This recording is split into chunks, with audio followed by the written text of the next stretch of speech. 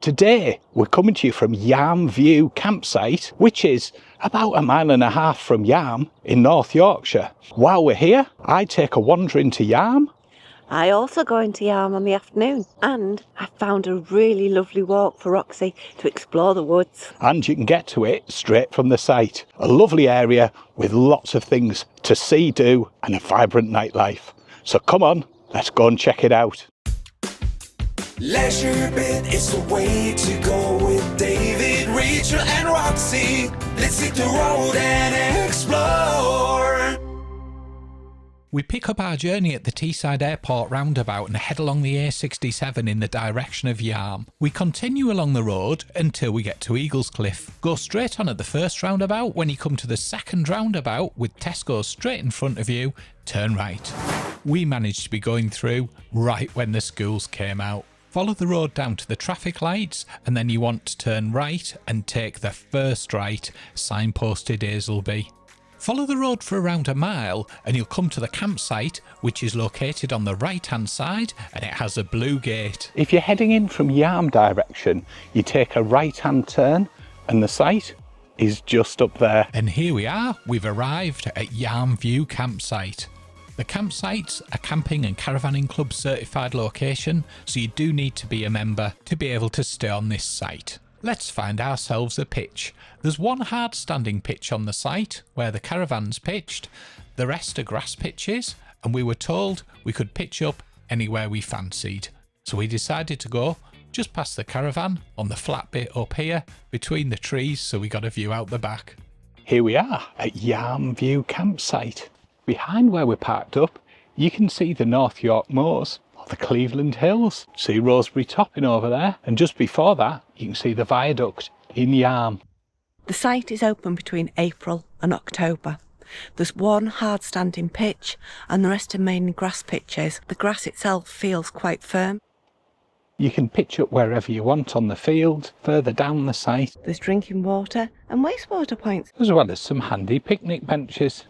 This is classed as a hidden campsite. It means that there are no signs to show you where it is, but the directions are really good and you get, 3 words? And there's a code you get given when you book in to get into the site, to get through the gate. Over here we've got the chemical disposal point. There's a useful information board with some handy hints as well of how to avoid a fire. Very important. It's got loads of taxi numbers and menus for local restaurants and takeaways. There's also some water here. Cleaning toilets. As well as some rubbish bins. We're not too far from the airport. There's a little plane just gone overhead. It's an absolutely beautiful afternoon and we've ordered some tea. 30 places deliver here, so if you fancy something to eat, you can check out Just Eat.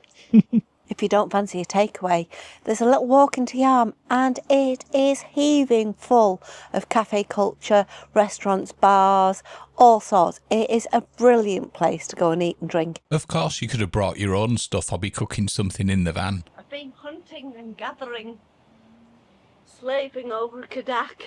Garlic chips, piri-piri chips, pepperoni pizza, barbecue chicken pizza. Anyway, let's get stuck in.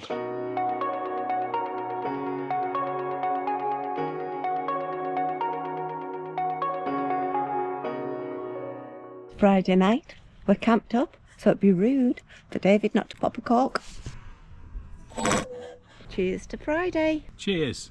We then relaxed down for the evening and had a lovely peaceful night's sleep. This is Command Central. This is where the owners have a little cabin to sit in. Beautiful, I'd sit there all day. This pergola leads you into the woods where there's a beautiful walk. Come and take a look with me. There's a little shepherd's hut here which has got a sink on the side and hand sanitizer there. Children's playground. There's a big trampoline here. Oh, I love it when people use trees to display different items. It's little houses. Roxy knows the way. There's a little building here. It's a little cabin where it looks like you can come if it's raining and just come and sit and be peaceful and quiet in the woods. I like that idea.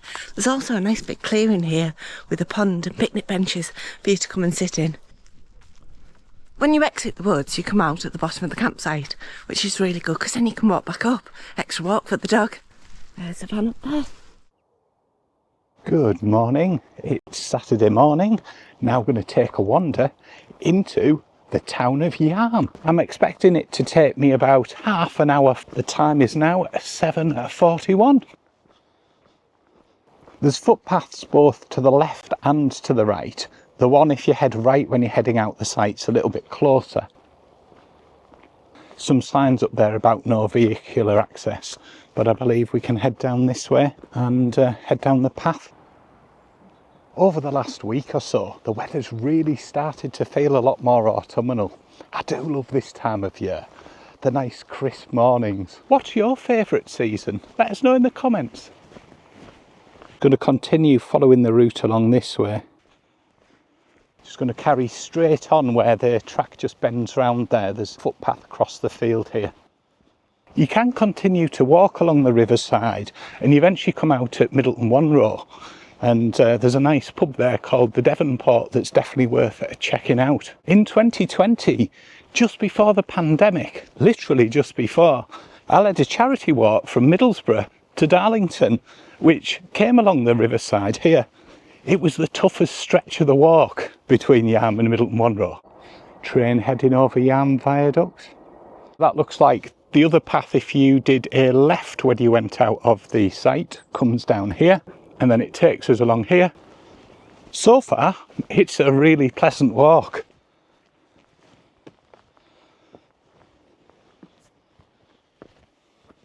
Worth noting, you can avoid the stile by just going around there.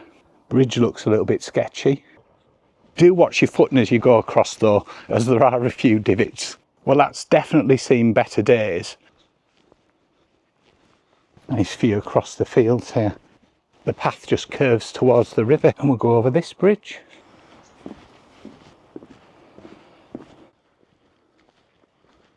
Is it me, or does anyone else get a little bit creeped out by the crackling of pylons, especially in this damp weather when you're walking under them? The walk to this point's been fairly easy going. There are a couple of stiles, as you can see by this one coming up. This is where we'd pick up the public footpath. I believe this is the road that we took yesterday that takes us down to Hazelby. I head down this way now and hopefully that takes us down to the river and then along into Yarm. And we're now on the Teesdale way into Yarm. Know where I am now. Approaching Yarm Viaduct. Yarm Viaduct spans the River Tees, marking the boundary between North Yorkshire and County Durham.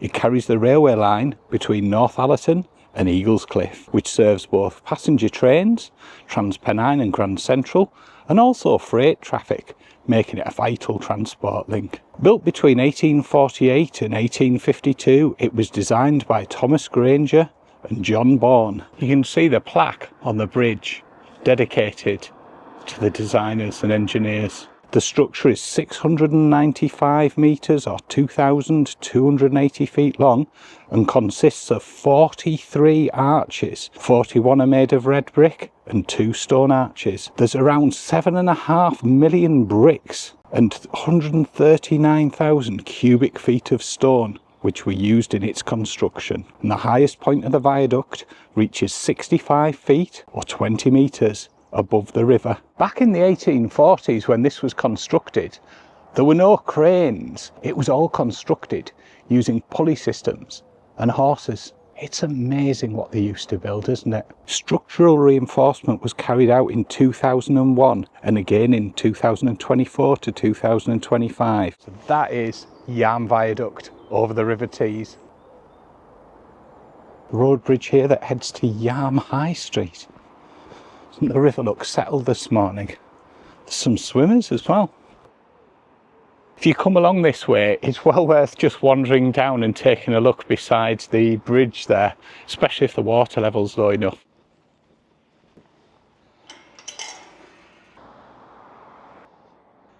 First pub we've come to, it's the Bluebell at Yarm. There's always a lovely pub, been in there a few times over the years. Also behind up the hill is the Cleveland Bay, never been in that one.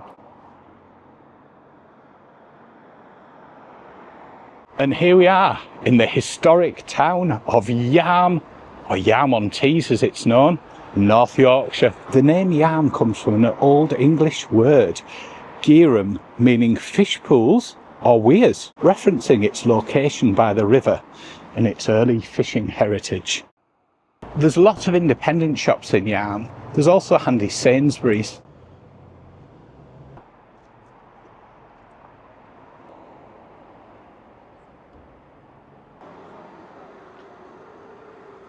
On the 12th of February 1820, a group of pioneers met in the commercial room above the George and Dragon in Yarm to discuss the future of the railway project. On the 10th of March 1881, the height of the flood reached here. Years earlier, on the 17th of September 1771, the height of the flood reached there. Ooh.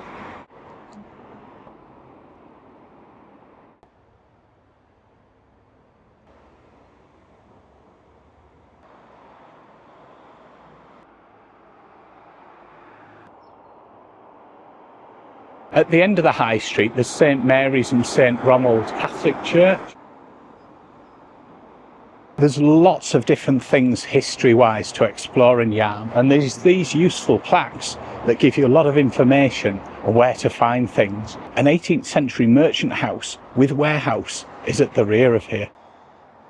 The parking charge for the short stay in Yarm is £1.50 for 3 hours and no return within 3 hours, and you have to put your registration details in as well. The keypad here looks like it takes card payments. I always find Yarm quite a vibrant place, quite energetic. Lots of bars, lots of restaurants, lots of interesting shops and things to explore. It also has a vibrant nightlife too, if that's your thing. Behind me is the infamous Keys nightclub. It used to be the place to come when I was a young un. It wasn't called the Keys back then. Everyone used to refer to it lovingly as the Claggy Mat. Changed a bit since my day. We'll now fast forward to Saturday afternoon, where Rachel came and had a look round Yarm, where there's a few more people around than when I was in. Look at this, a knitted Stockton to Darlington with the locomotion and everything. That's really good, isn't it?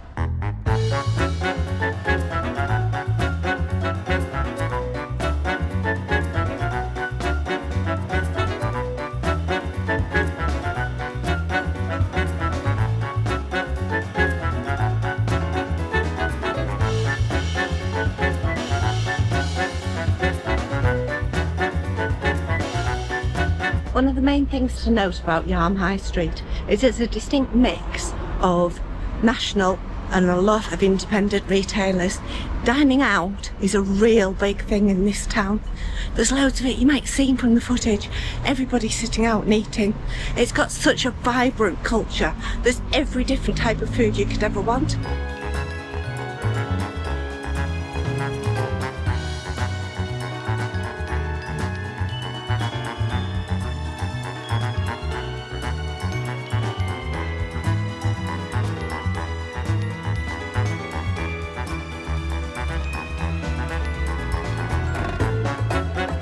There's a small Sainsbury's in Yarm, with quite a large car park behind it. You can only stay for 1 hour though. It also leads down to the Riverside path.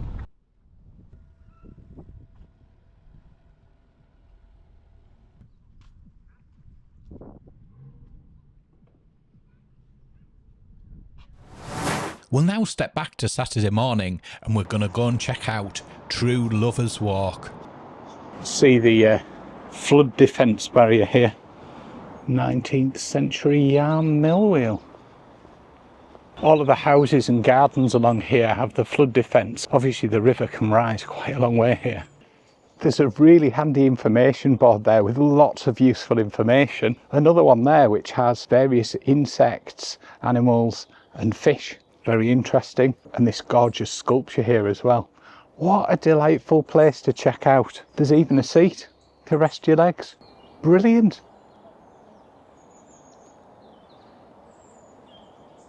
It's a canny little garden. King Charles Coronation Gardens. These were all donated by friends of True Lovers Walk. It's really amazing what you find when you take a little wander off the beaten track. Well worth checking out. Lovers Walk, which is just at the side of Yarm Bridge. And here we have Yarm Bridge, and this dates back to the 1400s.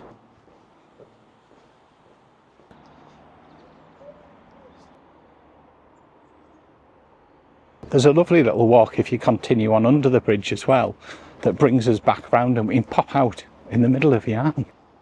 There's also some handy seats if you fancy taking a rest. Across the river there. Beautiful. Right, now on to the important stuff. Let's see if we can find ourselves a nice breakfast. Where does the best breakfast in Yarm? Let's have a look and see. And I also need to remember to take something back for Rachel, so don't let me forget, or I'll be in big trouble. Other side of the river.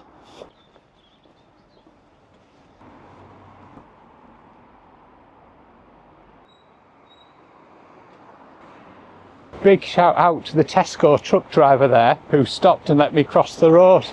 Brilliant. Every little helps. Here we are. This is what co-pilot recommended. Muse. Let's go and check it out.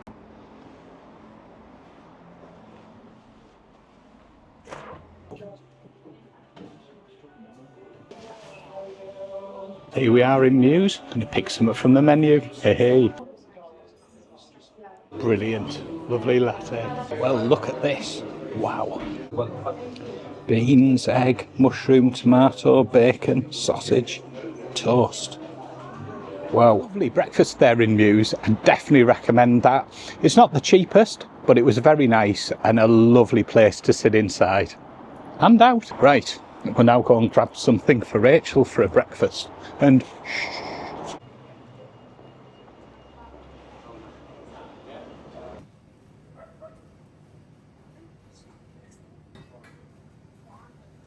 right, that's that sorted. Now let's head back to the campsite. As a rough estimate, I'd say it's about half an hour's walk into Yarm, but it's not a difficult walk at all. It is literally just a couple of 100 yards down the road. A left here, head back down the track we came on.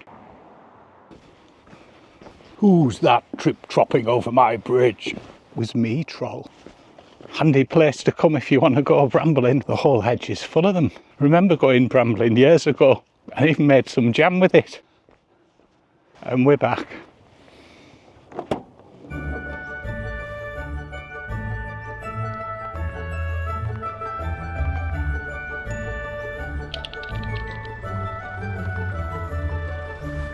What have you thought of Yarm View Campsite, Rachel? We've had a great time. What a lovely little walk in the woods for Roxy. Really enjoyed that. Nice site, beautiful location. Thoroughly enjoyed it. What about you? I think for £15 a night you can't go wrong. We have actually got a view of Yarm as well out the back, and some cracking walks from here too. If you're into walking, absolutely brilliant. You can head to the left towards Yarm and down the Teesdale Way and, you know, eventually end up at the coast, or you can head right and head inland towards Middleton-One-Row and onwards still. Absolutely brilliant. And what's really good about Yarm, it's only about a mile away and it's got a really vibrant community and nightlife. It's brilliant. Lots of places to eat and drink. We hope you enjoyed the look around Yarm as well. Well worth checking out if you're in the area. Thank you for watching. Hope you've enjoyed it. And we will catch you for the next bit. Bye.